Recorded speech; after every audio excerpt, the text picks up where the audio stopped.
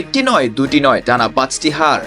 হ্যাঁ, ঠিকই শুনেছেন, পেপ গার্দিওলার অধীনে সব প্রতিযোগিতায় টানা 5 ম্যাচ হারল ম্যানচেস্টার সিটি। শুধু ইংলিশ প্রিমিয়ার লিগেই টানা 3টি ম্যাচ হেরেছে সিটিজেনরা।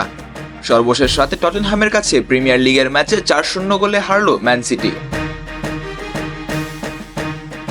নিজেদের ঘরের মাঠ ইতিহাদ স্টেডিয়ামে ম্যাচের 13 মিনিটেই কুলুসেভিস্কির অ্যাসিস্টে গোল করে দলকে 1-0 গোলে লিড এনে দেন ম্যাডিসন। এর 7 মিনিটের মাথায় ম্যাডিসনের বানিয়ে নিয়ে আসা বল সনকে পাস দিলে সনের অ্যাসিস্টে আবার গোল করে 20 মিনিটে 2-0 গোলে লিড পায় স্পার্সরা।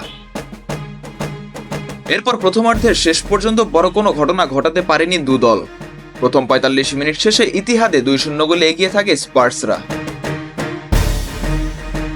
এদিন এডারসনকে বড্ড অসহায় লাগে সিটির গোলবারের নিচে। দ্বিতীয়ার্ধের 53 মিনিটে গোল করে দলকে 3-0 গোলে এগিয়ে নিয়ে যায় পেদ্রো পোরো। এরপর ম্যাচের বাকি সময় গুন্দোগান হালেন্ড কিছু গোল মিস করলে ধীরে ধীরে ছিটকে যেতে থাকে ম্যাচ থেকে। কফিনে শেষ পেরেক ঠুকে দেন জনসন। নির্ধারিত 90 মিনিট শেষের 3 মিনিটে গোল করে সিটিকে 1-0 গোলে লজ্জায় ফেলে দেয় টটেনহাম হটস্পার। ইতিহাদ স্টেডিয়ামে ম্যান সিটির সাথে শেষ দেখায় 3-3 গোলের ড্র নিয়ে মাঠ ছাড়ে টটেনহাম।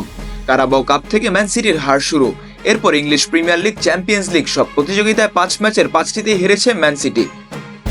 এই প্রথমবার পেপ গার্দিওলার অধীনে সব প্রতিযোগিতায় টানা 5টি ম্যাচ হারল ম্যান সিটি।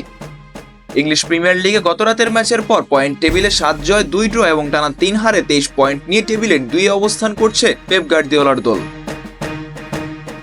ম্যান সিটিকে বড় ব্যবধানে হারিয়েও পয়েন্ট টেবিলের 6 অবস্থান করছে টটেনহাম হটস্পার।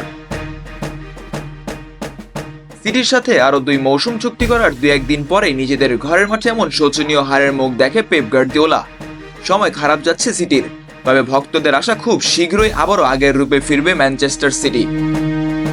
আগামী 27 নভেম্বর ইতিহাদ স্টেডিয়ামে চ্যাম্পিয়ন্স লিগের ম্যাচে ফেইনুর্দের বিপক্ষে মাঠে নামবে Pep Guardiola. Mizanur Rashid, team sports.